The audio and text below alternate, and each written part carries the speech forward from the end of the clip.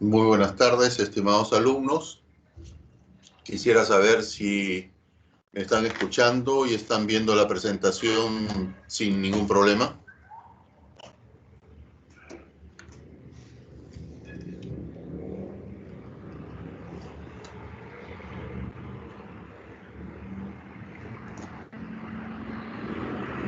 Quisiera que por favor me comuniquen o que me digan si es que están viendo la presentación y están escuchándome sin problemas.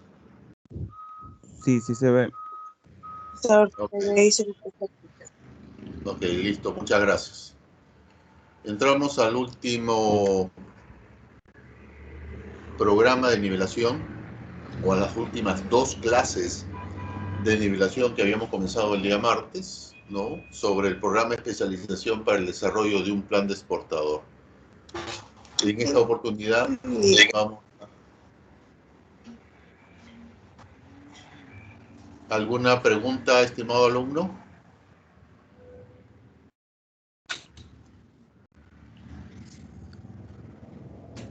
¿Alguna pregunta? A ver quién es. Bueno. Cristian Rodín, ¿ibas a hablar algo? O Galan Panta. ¿Tienen alguna duda, alguna pregunta? Si no, por favor deshabiliten su micrófono para poder llevar la clase correctamente.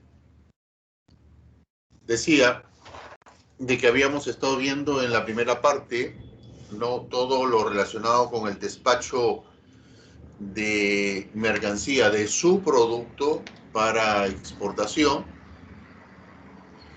Y en el segundo tema era toda la parte de la logística del comercio internacional, desde el momento del aprovisionamiento o el abastecimiento hasta, ¿no?, la logística reversa. Pero hablamos solamente de 4 partes de la logística, es decir, la logística de aprovisionamiento, abastecimiento, la logística de producción, la logística de comercialización y finalmente la logística de distribución física internacional. Una serie de aspectos, les dejé tarea académica que deben ser entregadas para el día domingo, ¿no? Y luego vamos a ver ahora, en este caso vamos a recordar algunos aspectos en relación a la parte comercial. Miren ustedes cómo hemos ido avanzando con respecto a su producto. Conceptos generales, ¿no? Conceptos importantes de la exportación. Existe una actividad del preembarque, del embarque y de la regularización. Luego, las etapas en las cuales ustedes mismos tienen que realizar, es decir, conocer a sus proveedores. ¿Quiénes son sus proveedores? En el caso de las galletas de quinoa y en el caso de las conservas de banano, aquí es interesante, ahí después voy a tener que preguntar qué significa conservas de banano, ¿no?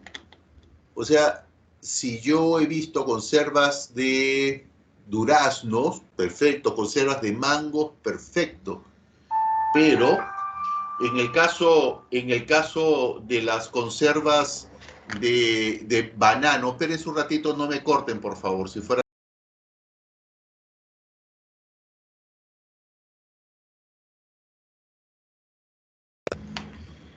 Gracias.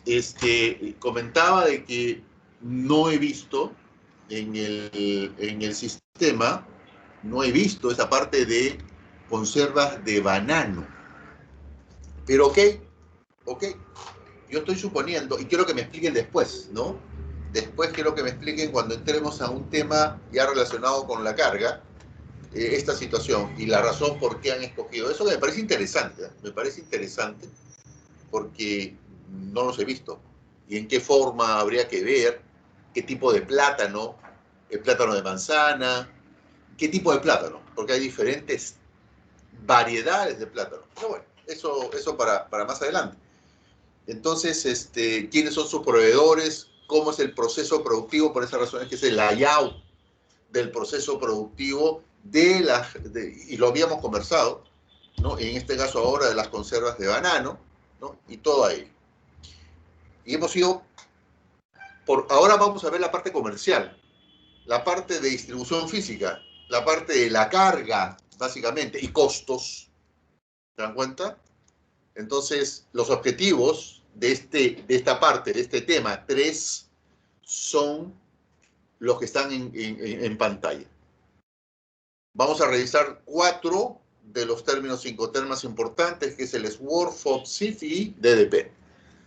Identificando los actores involucrados y haciendo un análisis de la carga. Y ahí vamos a hacer algunas preguntas que espero ustedes tengan la gentileza de responder. Cuando hablamos de los términos Incoterm 2020, estos se han agrupado en 2 grupos. 7, aquellos términos Incoterm de uso polivalente o multipropósito. Es decir, cualquier modo y medio de transporte debe ser contratado. Y 4, aquellos exclusivamente para el transporte marítimo y aguas navegables. Si ustedes observan, hemos escogido de este grupo 2, el SWORD y el DDP. Y de este también 2, que en este caso es el FOB y el SIF, para poder analizarlos, sabiendo, ¿no? Y recordando un poco más, y por eso es que es importante que ustedes tomen en consideración el manejo y la interpretación de este término Incoterms, el que ustedes van a utilizar. Yo estoy suponiendo que es el FOB, estoy suponiendo que ustedes van a hacer FOB.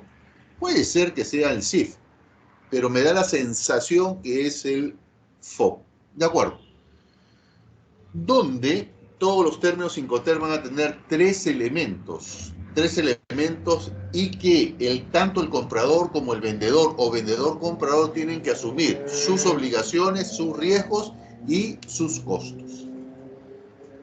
Además, deben de conocerlo claramente para evitar discrepancias o controversias entre las partes. Si no lo entienden, si no lo comprenden en el momento de hacer una negociación, simplemente van a tener problemas. Aquí ya hemos clasificado y hemos presentado. Acá está la presentación del término SWORD.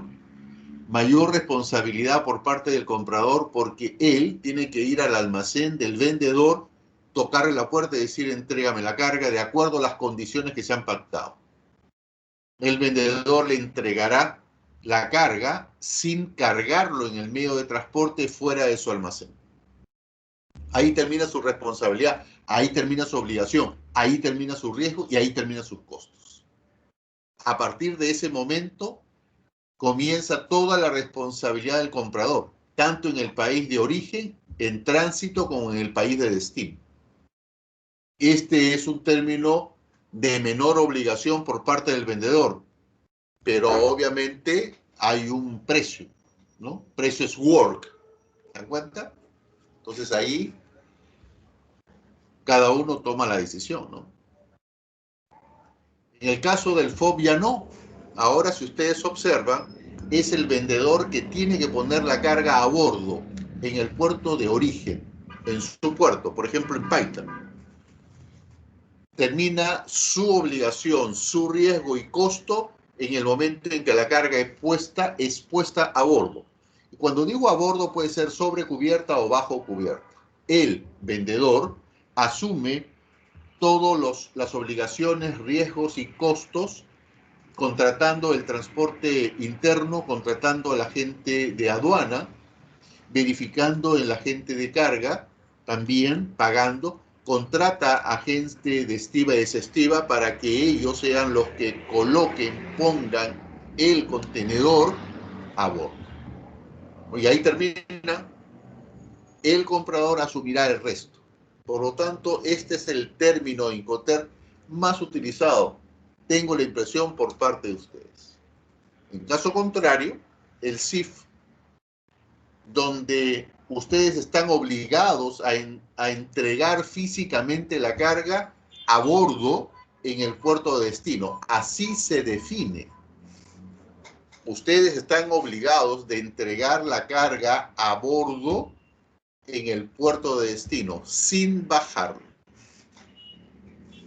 El riesgo termina antes cuando la carga ha sido puesta a bordo en el puerto de origen, sobre la cubierta o bajo cubierta, termina por parte del vendedor su riesgo. Pero en este término Incoterms hay una obligación por parte del vendedor de contratar un seguro, póliza tipo C. Esa póliza tipo C se llama de muelle a muelle, es un seguro. Es un seguro de muelle a muelle, se contrata de esa manera. Antiguamente se denominaba hook to hook, desde el gancho y hasta el gancho. Ahora se denomina seguro muelle a muelle. El vendedor contrata transporte principal. Por lo tanto, contrata transporte interno, contrata agente de carga, agente de aduana, estiva y desestiva en el puerto de origen y transporte principal. Una vez que el buque llega, ya es responsabilidad por parte del comprador contratar a una agencia de estiva y desestiva para que retire la carga del buque y todas las operaciones que conlleva hasta que su carga esté en el almacén, en su almacén. Y el último término Incoterms que vamos a recordar, digo esto porque ya lo hemos conversado con algunos de ustedes, y por lo tanto, los que no, está acá. Este es un término de mayor responsabilidad del vendedor. Ahora es el vendedor que va al almacén del comprador, le toca la puerta y le dice: acá está su carga, sin bajarlo del medio de transporte. Lo que antes el comprador había hecho, ahora es el vendedor, tanto en el país de origen, en tránsito, como en el país de destino. Esta es un término Incoterms de mayor responsabilidad para el vendedor y mínima responsabilidad para el comprador. Estos son los 4 términos utilizados y en la que establece actores. Son los actores de la DFI. ¿Qué cosa es la DFI? La distribución física internacional. Es decir, llevar la carga desde el almacén del vendedor al almacén del comprador. Hay actores principales, hay actores intermedios. Los actores principales lo que están en cada extremo, tanto el vendedor como el comprador. Y en el medio está el transporte interno, el agente de carga, el agente de aduana, la aduana, el puerto, transporte principal, el resto. Entonces hay una serie de personajes. Como ejemplo, he sacado la estructura de la compañía naviera, de una compañía naviera cualquiera, donde el dueño de la compañía naviera es el owner, es el armador. Debajo de él está el agente naviero. En cada puerto de recalada de los buques, en cada puerto, hay un agente naviero. Y el agente naviero es el administrador del buque.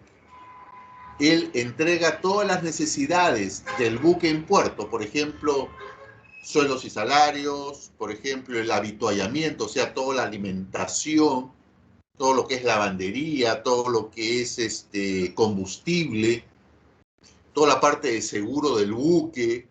Él es el encargado de administrar en puerto las necesidades del buque. Y la parte operativa se encarga el agente marítimo. El agente marítimo cumple 3 funciones. Una función operativa, una función comercial y una función portuaria. La función operativa es aquella en que él planifica la carga y descarga de contenedores u otras en el puerto. Por lo tanto, él es el encargado de planificar todas las operaciones. ¿Y quién es su brazo operativo? La agencia de estiva y desestiva. Esa es la persona con la cual planifica asignación de cuadrillas, asignación de operadores, tarjadores, grueros, etcétera, capataces, cantidad de personas que van a trabajar en cada una de las grúas, dependiendo de la cantidad de ellas en el buque. Él sabe cuánto tiempo va a trabajar o cuántos turnos va a trabajar el buque. Luego también cumple una función comercial. Él vende espacio. Y para eso se apoya con el agente de carga. El agente de carga es un comisionista. Él tiene una cartera de clientes y él planifica la cantidad de contenedores que va a necesitar y se las pide al agente marítimo. Y el agente marítimo le entrega una cantidad de contenedores que están en un depósito temporal que trabaja para la compañía naviera. Todo está amarrado. Él vende espacio y por lo tanto se apoya del agente o de los agentes de carga. Luego también cumple la función portuaria, es decir, él está en la junta de operaciones todos los días. El terminal portuario, DP World o APM Terminal, a una hora determinada se reúnen para ver cuál es la situación de puerto, qué significa situación de puerto, qué buques están trabajando, qué buques van a llegar, qué buques van a zarpar. Entonces está ahí todo un movimiento. Si está trabajando correctamente, si hay un atraso, si hay una mejora operativa, el buque va a zarpar antes de lo programado, lo cual es interesante. Eso se llama situación de puerto. Entonces él, agente marítimo o su representante están presentes para que el momento en que a él le toca diga, quiero zarpe, operación de zarpe o operación de atraque. Por favor, asígneme un puesto de atraque para saber y planificar las operaciones correspondientes. Adicionalmente a ello, otro actor es la empresa de estiba y desestiva, la que trabaja con el agente marítimo. Y él es el que, ellos son los que van a manipular, van a operar las grúas o plumas, dependiendo del buque, abren las tapas de escotilla, generan vista de las bodegas a bordo, en tierra, ¿no? Están los tarjadores para llenar una nota, etcétera, etcétera, etcétera, etcétera. Adicionalmente hacen limpieza de bodegas en aquellos buques de carga a granel, ¿no? Los famosos commodities. Luego están los depósitos temporales, importantísimo. A partir del año 1980 aparecen estos terminales extraportuarios o almacenes extraportuarios, hoy depósitos temporales, que son amortiguadores de toda la carga que ingresa y sale del puerto. Antiguamente, hasta el año 1980, toda la carga se quedaba en el puerto. No había almacenes extraportuarios. A raíz de que se genera la salida temporal del contenedor, es que se forman los almacenes extraportuarios y ¡wow! ¡Pum! Aparece el agente de carga y automáticamente, ¿no? Se vuelven centros amortiguadores de la carga. Sirve para proteger depósitos temporales que compiten con los terminales portuarios, ¿no? Tanto DP World como APM, como el de Euroandina o como TISUR en el sur. Despacho aduanero, manipulación de contenedores, limpieza de contenedores, reparación de contenedores, etcétera, etcétera. Protección de la carga, ¿no? Y también todo lo relacionado con el despacho aduanero. Adicional a ello, debo de informarles de que existe también terminales portuarios. Antiguamente el Puerto Callao. Ahora se ha dividido el Puerto del Callao en 3 operadores. 2 de ellos es DP World y APM Terminals. Y en el norte, en Paita, está Euroandina. Y en el sur, TISUR. Hay otros operadores en Salaberry, en Yurimaguas, ¿no? Entonces, importante comentar, en el caso de Paita es un terminal polivalente o multipropósito, recibe diferentes tipos de carga también, y adicional a ello, recibe contenedores. ¿no? Se está desarrollando todo un criterio logístico para considerar al puerto de Paita como un centro de corredor interoceánico norte. Por favor, si fueran tan amables de apagar su cámara, Vite Periche, por favor, gracias, muy amable,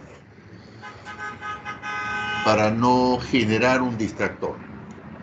Luego tenemos al terminal portuario de APM Terminals, que también es un terminal multipropósito porque maneja diferentes tipos de carga, mientras que DP World es un terminal exclusivamente para contenedores, especializado en el manejo exclusivo de contenedores.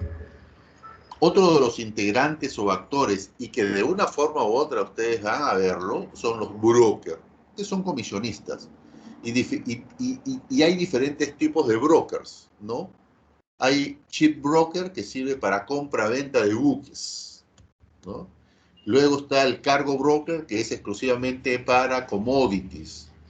Él es el comisionista y es el intermediario para manejos de cargas petróleo, gas, minerales.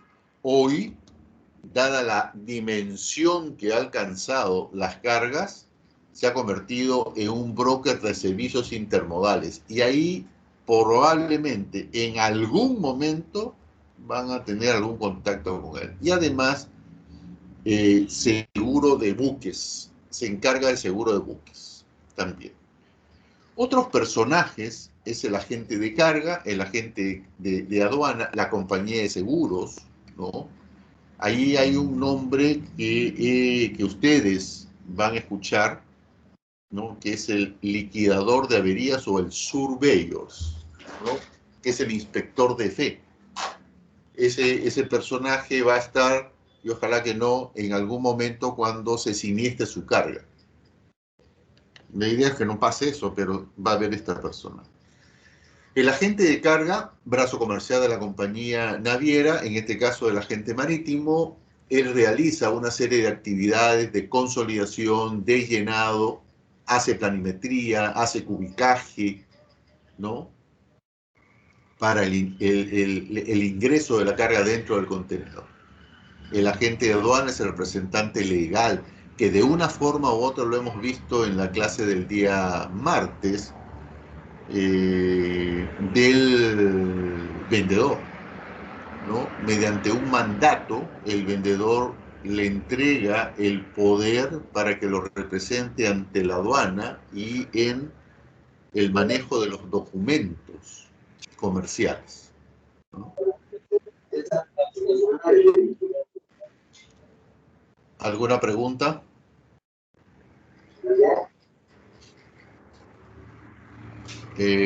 ¿Alguna pregunta? Acá tengo a Manuel Barrientos, que quiere de repente intervenir.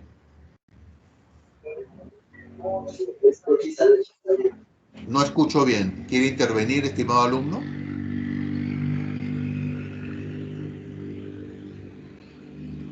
Muy bien. Decía que el agente de aduana también va a tramitar ante la aduana, que ya lo hemos comentado en la clase del día martes, todas las acciones correspondientes para el despacho aduanero, ¿no? Luego está la compañía de seguros, para el caso de la toma. Si es que ustedes van a trabajar el CIF, obviamente tiene y debe de estar la compañía de seguros a través también del agente de aduanas, ¿no? Para una póliza de seguro, cualquiera que ello sea. Y luego, dentro del esquema de la carga, están las empresas de envases y embalajes, ¿no? Eso lo vamos a ver un poquito más adelante cuando entremos al análisis de la carga. Luego estamos con las instituciones nacionales en el transporte marítimo. Como ejemplo, profe, ¿sabe una cosa? ¿Qué sucede con las instituciones nacionales en el transporte aéreo? Bueno, es otra cosa. Cuando hablamos del Ministerio de Transportes y Comunicaciones, está la Dirección General de Aeronáutica Civil. Y está CORPAC, la Corporación Peruana de Aviación Civil. Está la OASI a nivel internacional. Entonces, aquí estamos dando un ejemplo del transporte marítimo. ¿Por qué? Porque ustedes con su carga van a trasladarlo en ese modo y medio de transporte. Hemos escogido que ustedes lo hagan un contenedor. Entonces, sí, profe, pero acá lo que queremos nosotros es transporte aéreo. Bueno, perfecto. En transporte aéreo, ustedes van a tener, ¿no?, la línea aérea, y en lugar de utilizar el transporte marítimo, van a utilizar el transporte aéreo. Son las mismas actividades, solamente cambian las personas. Obviamente los precios son diferentes. Es mucho más caro. Menores cantidades, pero mucho más caro. Mayor cantidad y más barato. O sea, un contenedor... ¿Perdón? Doctor, una preguntita. Cuénteme. Cuando se va por avión, ¿también se hacen container o es otro tipo de...? Eso Johnny, quería saber. no, son contenedores aéreos. O sea, son más pequeños. Son de 5 pies, máximo de 10 pies. Son más pequeños. Pero, obviamente, ahí hay una fórmula que te calculan volumen y te lo convierten a peso. Entonces, obviamente que las tarifas aéreas, porque ahora son tarifas, no son fletes, las tarifas aéreas son mucho más caros, Johnny. Ok, gracias. Ok. Y como decía el ejemplo, este ejemplo es del transporte marítimo, porque así lo habíamos quedado, es el Ministerio de Transportes y Comunicaciones a través de la Dirección del Transporte Acuático. Y debajo de esa está la Autoridad Portuaria Nacional, paralelo a la Empresa Nacional de Puertos. Luego está OCITRAN, que tiene que ver con todas las regulaciones de tarifas o de fletes a nivel nacional, todo lo que es el pago de tarifas portuarias o aeroportuarias, toda la parte de inversiones, eso lo observa y lo analiza OCITRAN. SUNAT, aduanas, también entidad que pertenece al Ministerio de Economía, ¿no? Y finalmente los gremios empresariales, como por ejemplo la Sociedad Nacional de Industria, las cámaras de comercio de diferentes departamentos, ¿no? Ustedes tienen la Cámara de Comercio e Industria de Talara, ¿no? La Asociación de Exportadores, y a nivel internacional está... Profe, una consultita. ¿Y qué función cumplen los gremios empresariales ahí en el anterior? Perdón, dígame. El trámite ahí de la aduana. No le escuché bien. ¿Podría repetir, por favor, Johnny? Sí, profe. No, le decía que los gremios empresariales, ¿cuál es su función? Como decir, OCITRAN cumple la función de fiscalizar, SUNAT, y SUNAT, aduana, de cobrar los derechos aduaneros, pero y los gremios empresariales, ¿cuál es su función ahí dentro de...? Por ejemplo, una de las funciones... Muy bien, muy buena pregunta. Por ejemplo, tanto las cámaras, la Sociedad Nacional de Industria como la Nación de Exportadores tiene un departamento de defensa al consumidor o de defensa al exportador. O sea, si uno es exportador, se agremia, ¿no? O se asocia a la Cámara, o es socio de la Cámara, o es socio de ADEX, de la Asociación de Exportadores, o es socio de la Sociedad Nacional de Industria, obviamente, frente a algún problema que exista, ya sea con las compañías navieras, ya sea con OCITRAN, ya sea con aduana, ellos solicitan el apoyo de estos gremios para que los protejan y no estén solos. Por esa razón es que a veces es importante, cuando uno es empresario, asociarse a alguna institución que lo proteja. La Asociación de Exportadores tiene una dependencia dentro del gremio que es protección al exportador. Lo mismo sucede con la Cámara de Comercio. Lo mismo sucede con la Sociedad Nacional de Industria. Y esa es la ventaja de estar gremiado, de estar asociado. Ok, doctor, ok. Muchas gracias. Cualquier pregunta a su disposición, Continúe nomás, no se limite. Échele. Luego, tenemos instituciones internacionales que son las que regulan todo el desarrollo de un comercio internacional normalizado y estandarizado.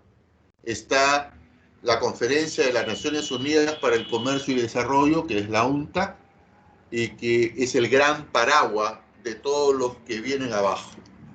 La Organización Mundial del Comercio depende, está dentro del gran paraguas de las Naciones Unidas a través de la Conferencia de las Naciones Unidas para el Comercio y Desarrollo, y es la que propone todo un comercio sin discriminación y un comercio de buena fe, lo habíamos comentado.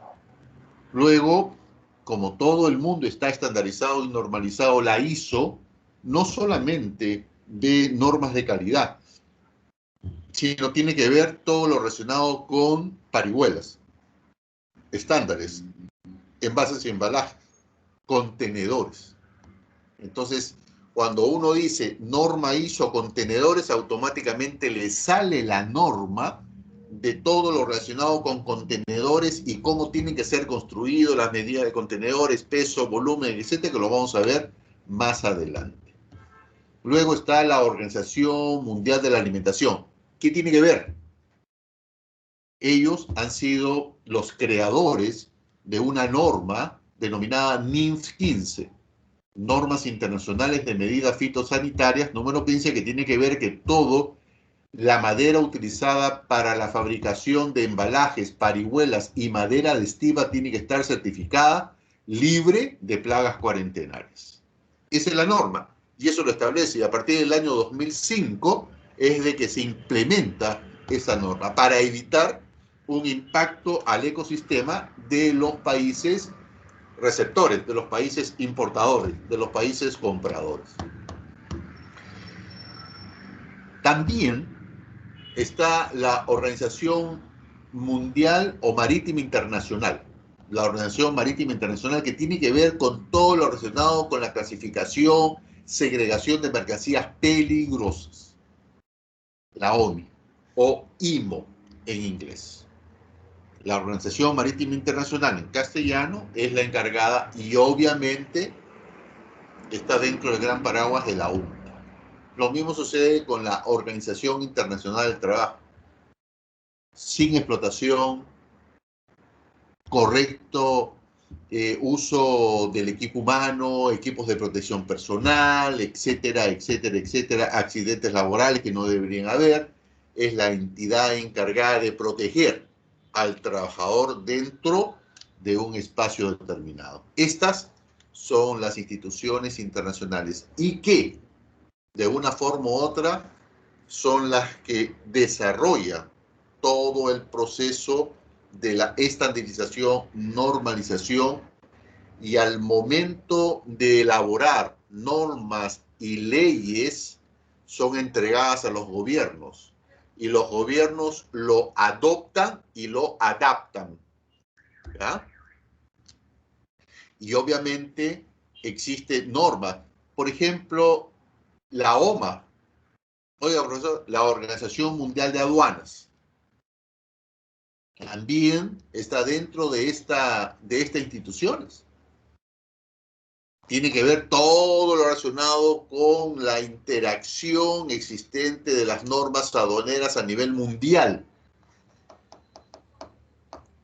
Entonces, ustedes van a tener contactos con el agente de aduana, con el agente de carga. Oiga, profesor, ¿y qué pasa con el transporte internacional? Ahí está la UNCTAD. ¿A través de qué? A través de las conferencias o a través de agrupaciones o consorcios navieros.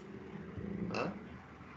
Entonces, importante que ustedes sepan que van a tener contactos, pero esos contactos están obviamente dentro de un gran paraguas donde se normaliza y se estandariza los criterios que ustedes van a desarrollar.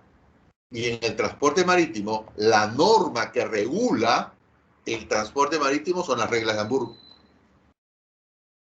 Y ahí ustedes van a ver, así como, ahí no lo he puesto, pero así como en las reglas Incoterms o los términos Incoterms 2020 los desarrolla la Cámara de Comercio Internacional. La Cámara de Comercio Internacional está dentro de la UNCTAD y es un brazo, ¿no?, de la Organización Mundial del Comercio. Esta Cámara de Comercio Internacional también publica todo lo relacionado con el contrato de compra-venta. La 600, la CCI 600, que tiene que ver todo lo que norma el contrato de compra-venta. Por lo tanto, estamos dentro del gran paraguas estándar y normalizado. Seguimos avanzando y ahora entramos a la parte de carga. Aquí es importante que ustedes ya comiencen a manejar operativamente su producto. Necesito, y se los digo para que ustedes ya vayan sabiendo las medidas de su embalaje. El peso del embalaje, Entonces, necesito definitivamente, ¿por qué? Porque tenemos que ir ya aterrizando y convirtiendo ya en números, para luego costear, porque hoy salimos con todos los costos establecidos.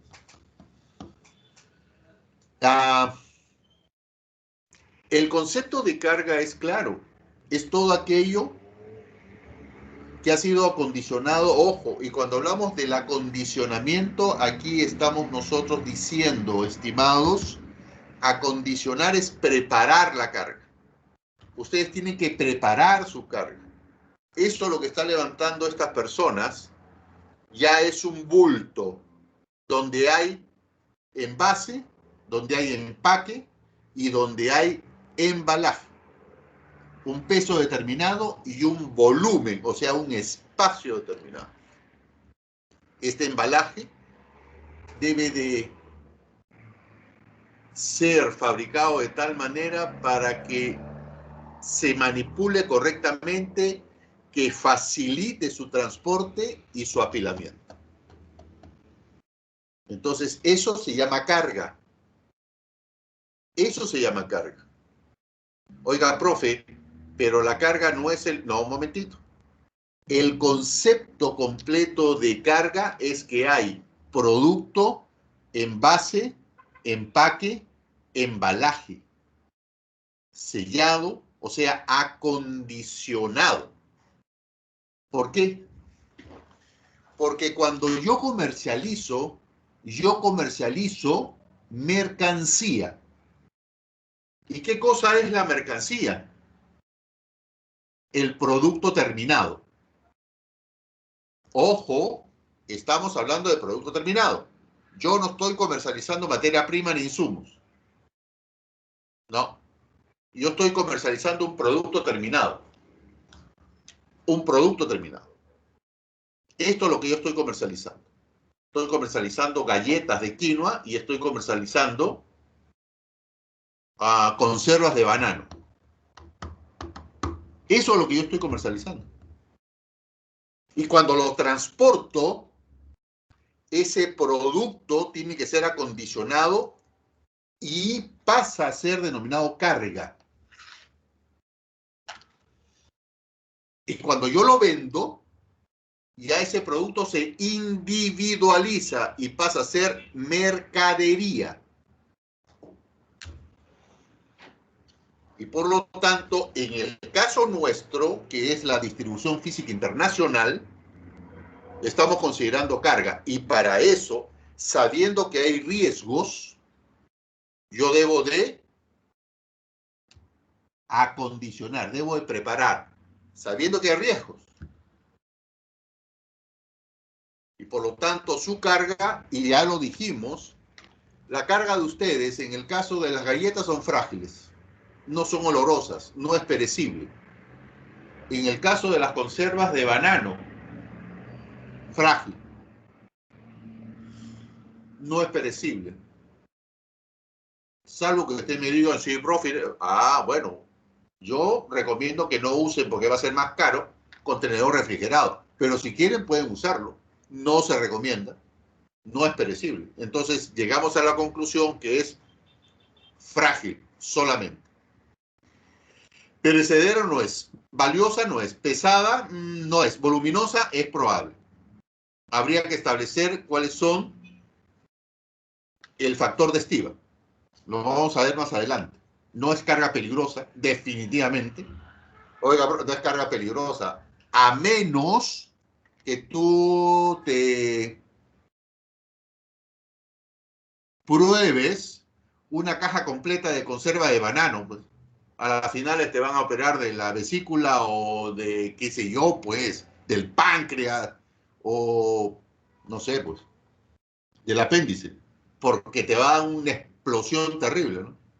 Oiga, profe, entonces es carga peligrosa. No, pues no sean chistosos. No es carga peligrosa, definitivamente. Entonces, su carga, ambas galletas, es carga frágil, ¿no? Y voluminosa. Más voluminosas son las galletas de quinoa. Perdón, galletas con quinoa, habíamos hablado ese día, ¿no? A la final ustedes son los que deciden.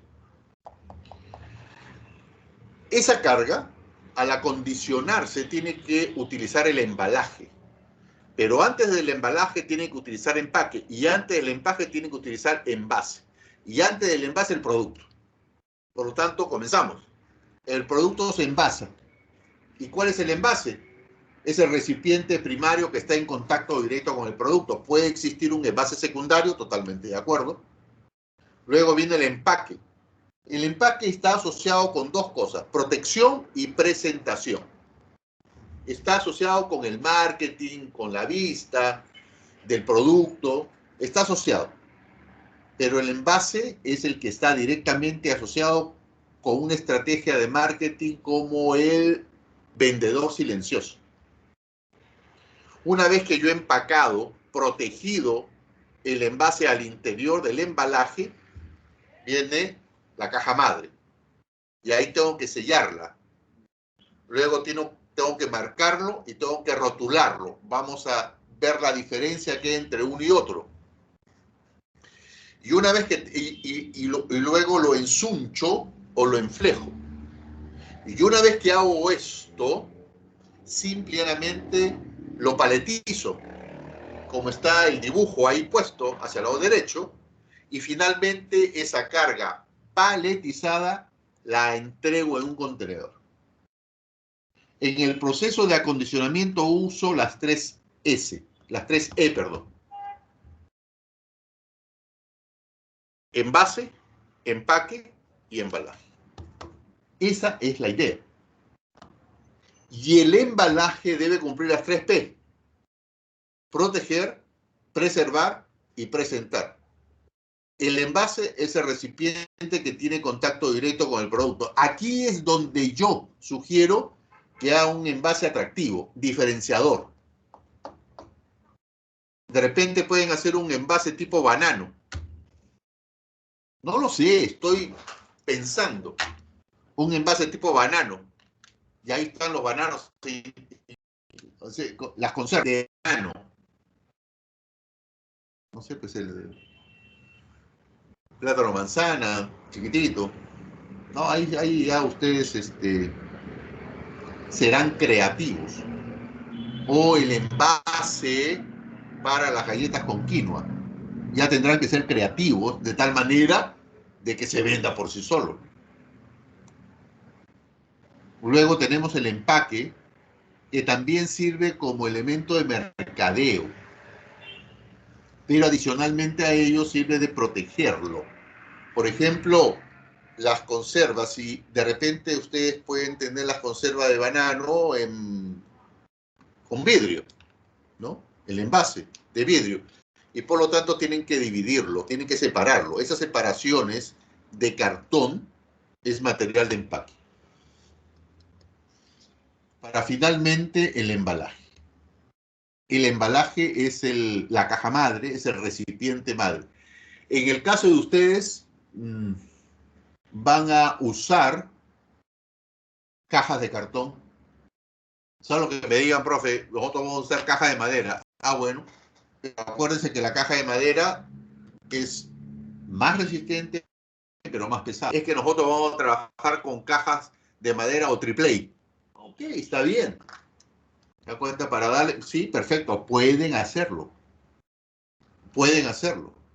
Y las cajas de triple A son más resistentes y no es tan caras como no es más cara que las cajas de cartón doble, troquelado,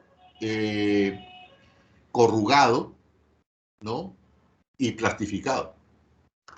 Entonces ahí pueden ustedes ver opciones en cuanto a la creatividad de su embalaje, que es la caja madre, que tiene que cumplir las 3P: preservar, presentar y proteger, ¿no?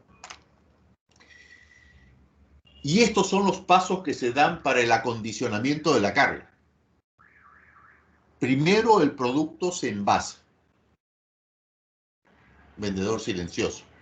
Ahí en el envase hay una serie de información del envase, la literatura, la etiqueta. Importante también que ustedes, al extremo que yo puedo hacer una etiqueta tipo banano, por decir así, o una etiqueta donde privilegia la quinoa, generando las propiedades enormes, potenciales de esta gramínea andina nuestra, ¿no? Luego se empaca, se protege al interior y luego se embala. Una vez que se ha embalado, se sella. Ese sellado significa utilizar una cinta adhesiva. Una vez que se ha puesto la cinta adhesiva, se selló el embalaje, se marca y se rotula. Las marcas significan poner información literal. Lo vamos a ver dentro de unos instantes. Y el roto son stickers, son pictogramas, aquellos que me permitan visualizar la forma como debo de manipular, transportar y apilar el bulto. Una vez que he terminado de rotular y marcar, lo enflejo o lo ensuncho, así como está, suncho.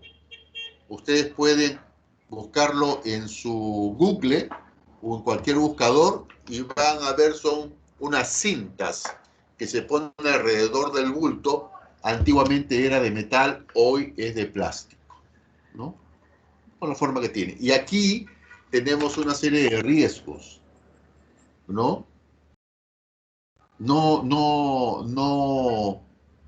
se olviden que tenemos estos daños o estas pérdidas que hay que tomar en consideración. Por esa razón es que tenemos que acondicionarlo, tenemos que protegerlo.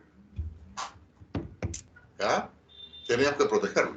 Y estos son los daños, desde un daño por caída, por una mala manipulación, por un error, hasta robos, pueden ser parciales o totales, ¿no? Y ahí se establece la pérdida total, daños por polvo, por vibraciones, etc., ¿no? Daños químicos, daños físicos, climáticos, etc., ¿no? Y frente a esa situación, nosotros vamos a ver los tipos de embalaje, ojo, los tipos de cajas madres, o recipientes, mejor dicho, ahí no hablemos de cajas, recipientes madres. Y acá hay diferentes tipos de embalaje. Los suyos son cajas de cartón o, como yo lo comenté, pueden ser cajas de triple A con guarniciones de metal para darle mayor resistencia a la fragilidad de las conservas de banano. Entonces hay diferentes tipos de embalajes que se establece dependiendo del tipo de carga, troqueladas, telescópicas, etcétera. Hay de diferente. La tecnología hoy es innumerable. Y esto es el tema del marcado, digo así en ese orden, marcado y rotulado. Las marcas están en esta parte central del bulto, donde está el destino el puerto también de destino, el puerto de arribo, el puerto de llegada. Algunos le ponen vía Madrid, vía Paita, por decir, vía Japón o vía Kobe, ¿no? Ese es el puerto de destino. En la parte inferior derecha se colocan los números. Por ejemplo, si un lote tiene 20 bultos de un lote de esa marca, de esa contramarca, yo pongo 3/20. Quiere decir que este es el bulto 3 de un lote total de 20, por lo tanto tengo que buscar el resto hasta encontrar uno de 20, 20 de 20 de esa marca, de esa contramarca. Eso es la razón fundamental del marcado y de puesta de la numeración. Luego en la parte inferior izquierda se pone los pesos. Normalmente, y en esta parte de Latinoamérica, se establece libras y en kilogramos. Algunos se sugiere que se ponga también en la parte inferior las medidas del bulto. ¿Eso qué cosa trae como consecuencia? Facilitar el cubicaje y hacer la planimetría. Entonces, normalmente ponemos nosotros en la cara anversa, reversa y en la parte superior para facilitar la visión. Entonces se recomienda que este tipo de información sea colocada en la parte delantera del bulto, en la parte trasera del bulto y en la parte superior del bulto. En el caso de los rótulos, se sugiere que se utilice la parte superior de la cara del bulto, como está puesta ahí. Normalmente se sugiere que se coloquen máximo 4 rótulos o 4 pictogramas, no más, porque si no tiende a confundir. Tenemos una copa que nos indica que el contenido es frágil. Tenemos un paraguas que nos indica que tiene que ser protegido de la humedad, de la lluvia. Y tenemos flechas que nos indican la posición del bulto. Como ustedes comprenderán, las flechas tienen que ser puestas hacia arriba. Esa es la posición del bulto. Cada una de ellas, por si acaso, y es importante destacar, cada una de ellas genera una sola interpretación. Yo puedo poner la copa invertida, porque la copa invertida no me indica posición del bulto. La copa me indica que el contenido es frágil. Yo puedo poner invertida el paraguas. El paraguas no me indica posición del bulto. El paraguas me indica que la caja, el bulto, tiene que estar protegida de la humedad. La única etiqueta que me indica posición es la flecha. Si yo pongo la flecha hacia abajo, quiere decir que el bulto está mal puesto. Por si acaso, no se vayan a confundir. Luego, dentro del proceso, miren ustedes cómo hemos ido viendo la parte de la carga, la parte del embalaje, y ya hemos determinado qué tipo de embalaje es la que ustedes van a utilizar para finalmente ver la parte de la unitarización. Y en el caso de la unitarización, acá nosotros tenemos el concepto. ¿Qué cosa es unitarizar? Es agrupar. Para agrupar vamos a utilizar dos elementos. Estos elementos son estándares. Estos elementos permiten el uso de equipos y maquinarias. Y estos dos elementos son la parihuela, llamado también pallet, tablero de madera, ¿no? Y el contenedor. Estos son dos elementos importantes. La paleta, parihuela, pallets o tablero de madera, tiene características propias. Características como soportar un peso máximo. El peso máximo que se debe de poner en una parihuela es hasta 1,5 toneladas, no más. Oiga, pero si usted quiere puede poner la cantidad, mayor a tonelada y media, pero si se rompe es su responsabilidad. Menos mal que está grabado. Y la altura máxima es 2,60 metros. Ahora bien, cuando pongan ustedes el peso en una parihuela, deben de incluir en esa tonelada y media el peso de la parihuela. Hasta tonelada y media, incluida el peso de la parihuela. Y en la altura, se debe de incluir la altura de la parihuela. 2,60 metros, incluida la altura de la parihuela. Resistente, de uso repetitivo, y aquí es donde se establece la norma NIMS 15, Normas Internacionales de Medidas Fitosanitarias, que establece que esa parihuela está libre de plagas cuarentenarias. Las parihuelas que se usan en el mundo están estandarizadas y normalizadas. Se utiliza, ¿no? Claro. Se utilizan las Europallets y las parihuelas americanas. La más común es la de 1,20 por 1 por 0,20. Esa es la que vamos a utilizar. No se olviden, esa es la que vamos a utilizar. 1,20 por 1 por 0,20. Y esa es la que yo decía, la certificación NIMS 15.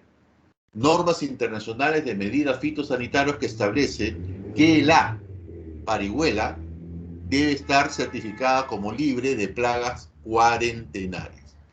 Al hablar de los contenedores, ahora es el recipiente que yo quiero que ustedes pongan, ¿no? Es hablar de todo un tema, todo un día completo o una semana completa, porque hay diferentes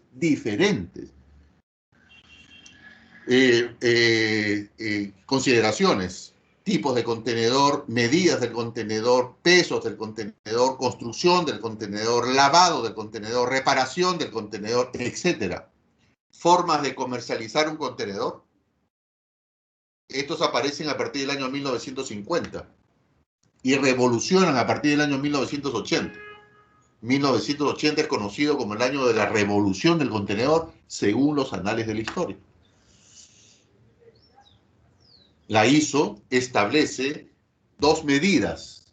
Un contenedor de 20 pies tiene las siglas TEU, 20 Foot Equivalent, unidad equivalente a 20 pies.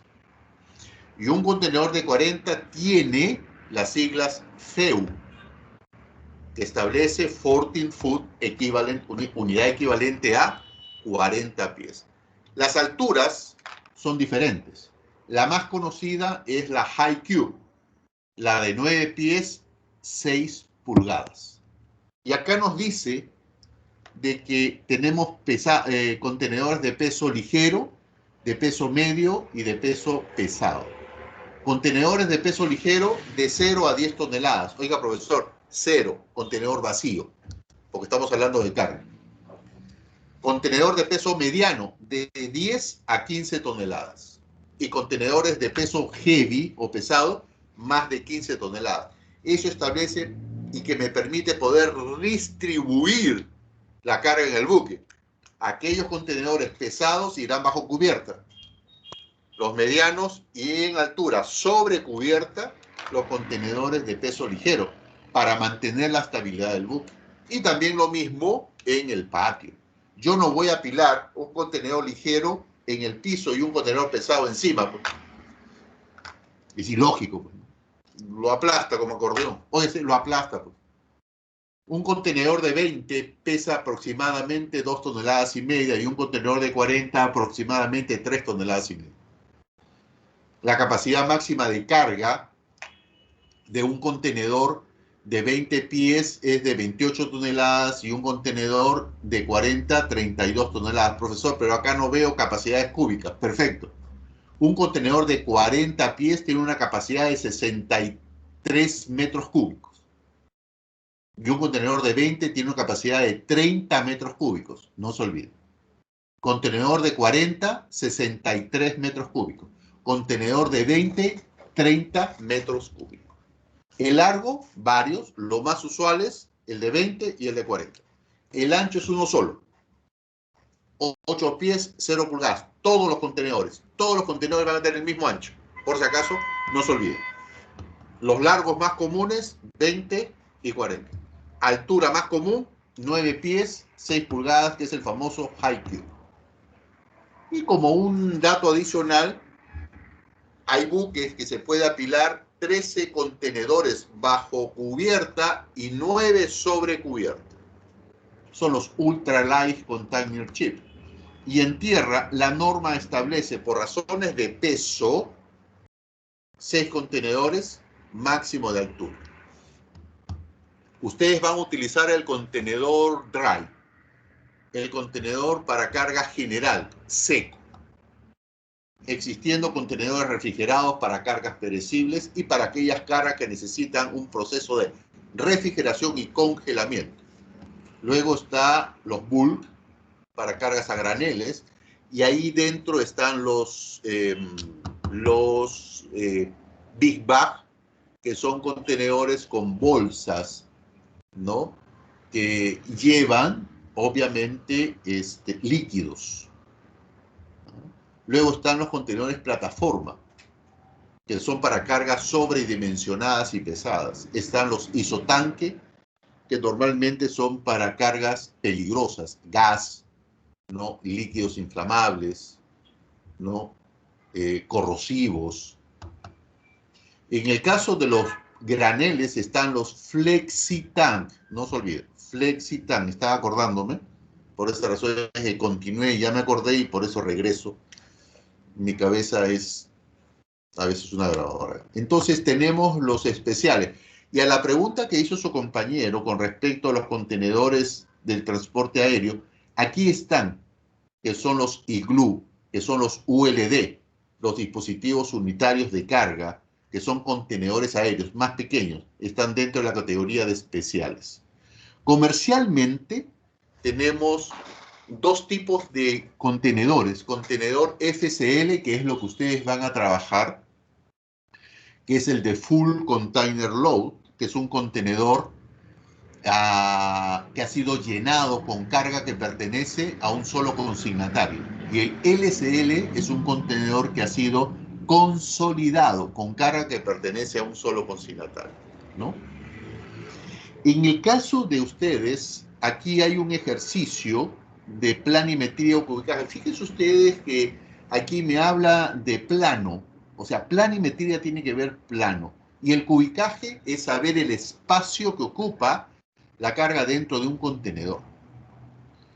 Ustedes, dividiendo el volumen entre el peso, van a saber si su carga es voluminosa o pesada. Si ustedes multiplican largo por ancho por altura, van a tener los metros cúbicos, o sea, el espacio que ocupa, sabiendo el peso de la caja. Dividan el volumen entre el peso, entendiéndose, ojo, por si acaso, no se vayan a confundir. Por ejemplo, si su caja mide 50, voy a ponerlo acá, ¿ya? Por 0,30 por 0,50, tenemos 0. Y por favor háganlo, ¿ya? Voy a repetir, 0,50 por 0,30 por 0,50, existe 0,075 metros cúbicos, ¿ya? Metros cúbicos.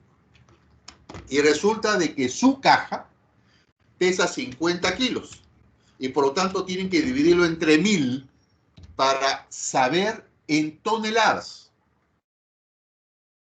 Entonces estamos hablando primero de 0,075, que es el volumen, y estamos hablando de 0,05. Ese es el espacio de su caja y ese es el peso de su caja. Por lo tanto, si ustedes dividen 0,075 entre 0,05, sale 1,5. Quiere decir de que esa caja o ese lote es voluminoso. ¿Por qué?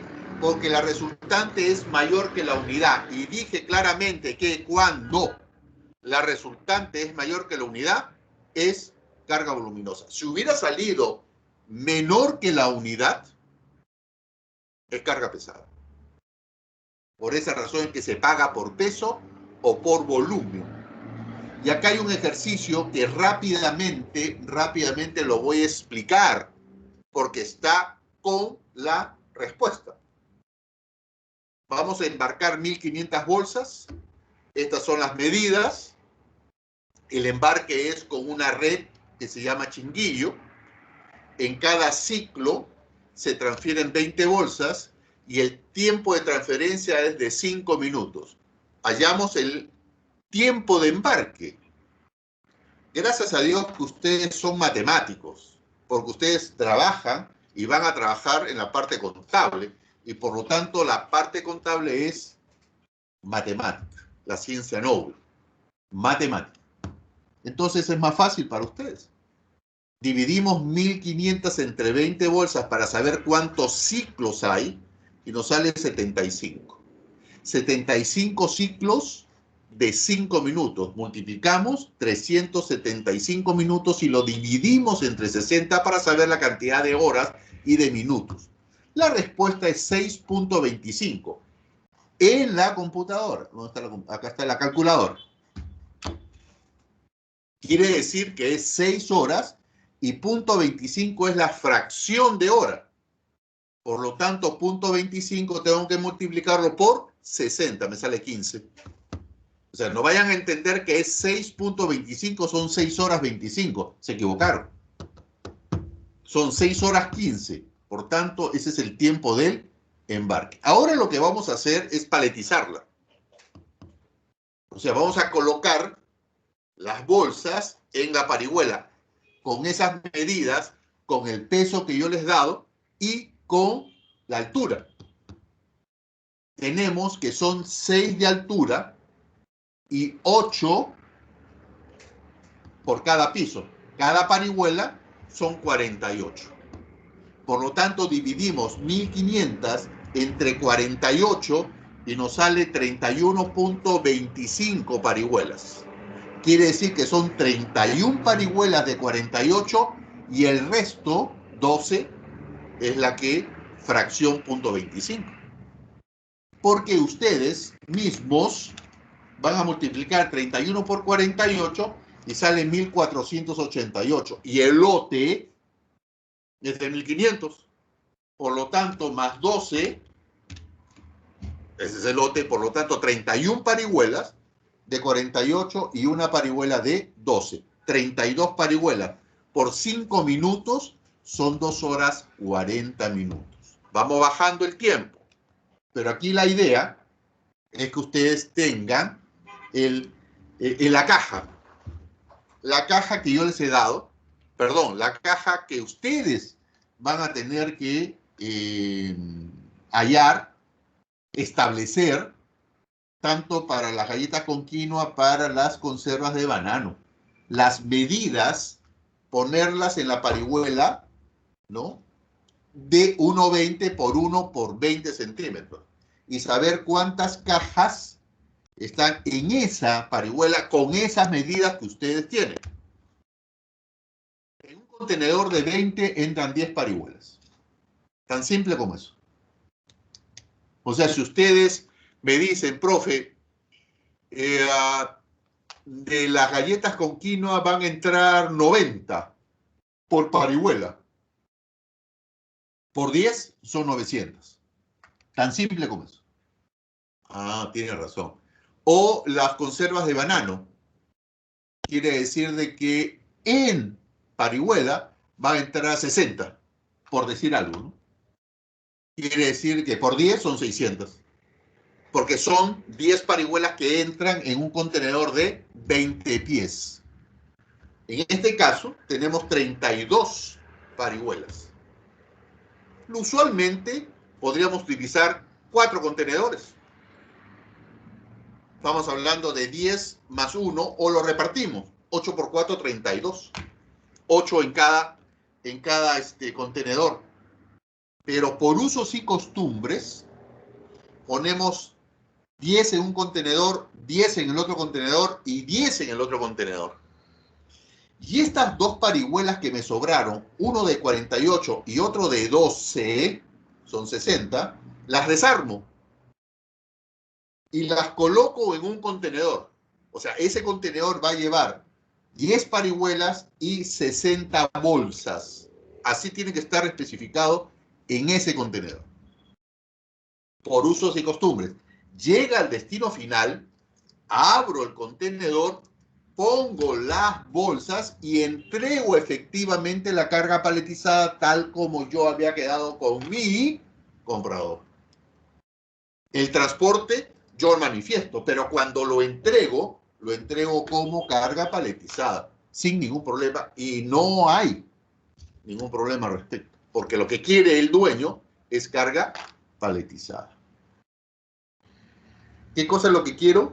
Ya para poder entrar al tema de costos, es que ustedes hagan en forma extensiva, tal como dice acá, la regla 5 terms 2020, que ustedes me imagino que es el FOB, y luego tendrán que hacerme un layout de su acondicionamiento, del transporte, todo lo que dice acá, del acondicionamiento de su producto, describiendo detalladamente las características del envase, los materiales de empaque, su embalaje, las medidas, volumen y peso.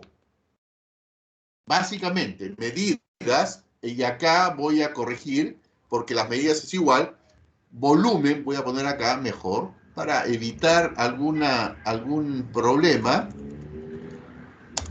y el peso, para que con ello poder desarrollar su planimetría, ya que su carga deberá ser llenada en un contenedor. Definiendo el tipo de contenedor, ya lo hemos definido, ya lo hemos quedado, es un contenedor cerrado, dry, no es refrigerado. Y eso es lo que quiero, para luego pasar al tema de costos, que es la tarea que viene a continuación. El martes 20 de abril, por si acaso es lo que quiero que ustedes lo entreguen. Ya no el domingo, esta tarea es para el martes 20 de abril hasta las 11 de la noche. Lo del martes es para el domingo. Lo del jueves es para el martes. No se vayan a confundir.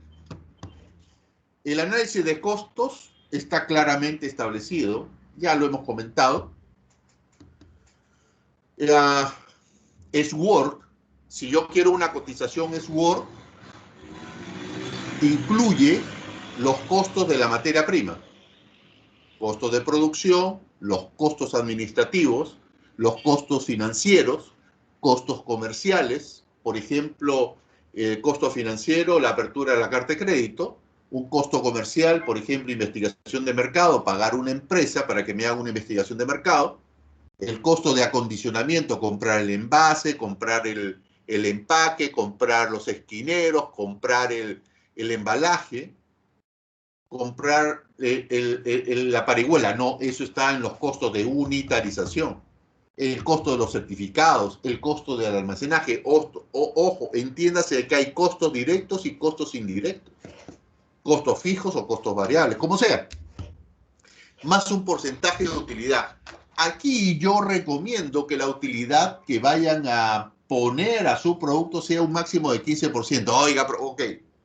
Ustedes pongan la utilidad que quieran. Yo aconsejo un máximo del 15%. No más. Luego, el costo FOB va a ser igual al ex-work más el transporte interno, más los costos del agente de carga, agente de aduana y los costos y derechos portuarios. Entiéndase que no se paga derechos aduaneros para una exportación, por si acaso. Ya la carga está a bordo. Ahora vamos a pasarlo al puerto de destino, o sea, el CIF, que viene a ser el FOB más el seguro, más flete y los recargos correspondientes. Luego tenemos el DDP, es decir, en el almacén del comprador. CIF, costos y derechos portuarios, los costos del almacenamiento, perdón, los costos del agente de carga, los costos del agente de aduana, el ad valorem, el impuesto que voy a pagar, el costo de almacenaje, que ya lo había comentado, y los costos del transporte interno. Estos son independientes, pero con la matriz que yo les he entregado, les he subido en la aula virtual, está allí. El ejemplo que voy a entregar a continuación va a serle mucho más sencillo desarrollar la tarea que pretendo con ustedes. Aquí están los costos involucrados, claramente, ¿no? Tanto directo como indirecto. En este caso son los directos que están involucrados, que ya lo hemos comentado, y los costos indirectos que son administrativos y de capital. O sea, mantener el producto o la carga en el almacén sin que se venda. Es un costo para mí, es un costo de capital. Yo he invertido en esto y ¿por qué no lo vendo? Eso tiene que establecerse. Y 4, son el análisis de toma de decisiones, que es una forma de recordar. Ustedes tienen que analizar la carga a ser transportada, los modos a ser considerados. Este es un resumen, los costos y la selección. En el caso de la carga a ser transportada, las características de la carga, que ya lo hemos visto, la preparación para el transporte, que ya lo hemos visto, que es el acondicionamiento de su producto, para pasar a la segunda etapa, que es los modos a ser considerados, donde ya deben determinar cuál es el mercado objetivo. Estados Unidos, Nueva York, en Brooklyn. ¿Y cuál es la ruta de transporte? Transporte marítimo, ok. Tiempo de transferencia. La regulación internacional, reglas de Hamburgo. Los costos de la distribución a ser transformado. No, por favor, solamente es FOB. Ok. Ya saben cuánto les va a costar. Y ahora lo vamos a ver. Para finalmente seleccionar. Y ahí dice la relación volumen-peso, factor de estima. Y la elección va a ser cuantitativa y cualitativa, o sea, cantidad y calidad del servicio que le está prestando. Con eso, ustedes van a determinar la cadena logística más apropiada, sabiendo, obviamente, cuáles son los criterios. Hay 14 criterios. No, profesor, yo veo 15, sí, pero ahí dice otro. Por ejemplo, el grado de siniestrabilidad, que no está ahí. Entonces, esos son criterios para evaluar en la toma de decisiones responsable de su cadena logística comercial. Lo que voy a presentar a continuación es un ejercicio que quiero que ustedes mismos lo vayan revisando. Está desarrollado, y permítanme que lo voy a dejar de compartir esto para compartir lo otro ejercicio. Aquí está en su aula virtual, ustedes lo pueden bajar, el ejercicio donde están todos los datos generales. Por acá, por ejemplo, yo he puesto 34.500 latas de conserva, de mango. Ah, conserva de plátano. Ay, profesor, conserva de plátano. Ahí tienen que hacer una estructura ustedes mismos, ¿no? El vendedor asigna un 50%. Oiga, profe, usted me había dicho 15%. Bueno, en este caso es el ejemplo, pues. Mi sugerencia es un 15%. Ustedes, si quieren, pueden poner un 50%. Acá están las medidas y una serie de datos. Conforme ustedes lo vayan leyendo, ustedes se van a dar cuenta que ha sido puesto estos datos en la matriz de costos ya resuelto, que se los voy a explicar dentro de unos instantes. Hay datos. Si ustedes observan esta primera parte que está en amarillo, es ex-Word. ¿Ya? Esta segunda parte está en plomo, es FOB. Esta tercera parte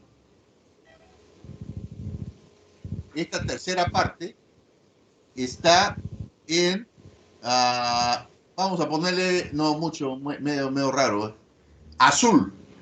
Se ve. se ve, no se ve. Vamos a ponerle, vamos a ver. En rojo. El seguro internacional. Ya saben automáticamente que se van a dar cuenta que son dos contenedores. Y todo lo que está aquí, vamos a poner diferente, verde, es DDP. Entonces, aquí ya vamos a ver, voy a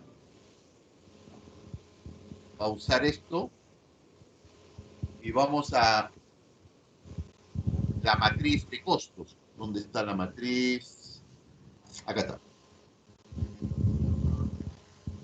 ¿Ven esa matriz de costos, estimados alumnos? Sí, profesor, ¿qué se ve? Acá. Entonces, miren ustedes, ¿cuántas eran cajas? 34.560. Ahí dice el costo del producto 0,60. La multiplicación sale el costo total. La utilidad ha sido 50%, lo cual, aquí está el total. Y luego, toda esta parte de acá es work. El embalaje son 1.440 cajas, divididas en dos contenedores. Por lo tanto, estamos hablando 1.440 cajas entre 2 son 720. Entre 10, cada parihuela tiene 72. Tan simple como eso, estimados alumnos, ¿no? Es cuestión de matemáticas. Y ustedes son bacanes en matemáticas. Costo de la paleta, $3.20. ¿Por qué son 20? Porque son dos contenedores, 10 parihuelas. El paletizado, certificado de origen, uno solo, no 1.000, uno solo, por si acaso, uno solo, no es 1.000, ¿eh? Es uno solo, por ser. Lo mismo sucede con el certificado y los documentos. Todo esto hace un total, subtotal, es Word, y el total es el subtotal más, obviamente, esta cantidad, la multiplicación de, no la multiplicación, sino la suma de el costo del producto total con la utilidad. Y así sucesivamente, ustedes van llenando los datos para el FOB. Para el FOB. Aquí está el transporte interno, $12 por parihuela, 20 parihuelas. No hay mano de obra, no hay resguardo, no hay seguro. Gastos administrativos, y lo dice el ejercicio.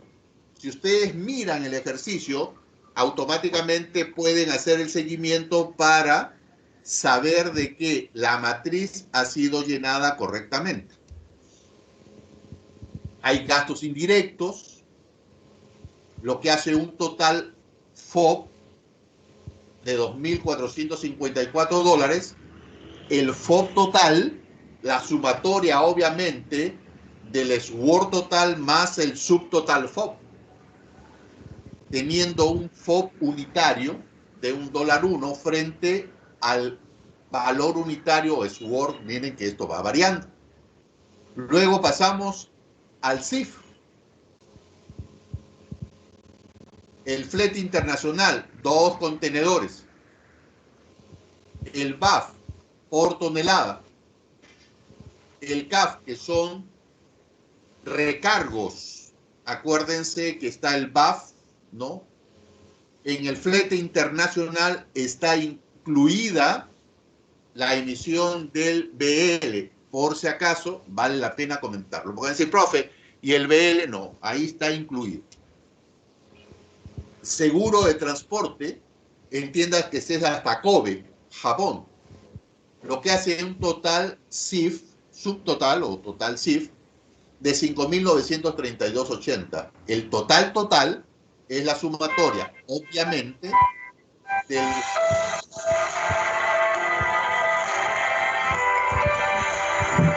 ¿Podrían apagar, por favor? Gracias. Aló. Sí, aló. Señorita, ¿podría apagar su teléfono, por favor? Gracias.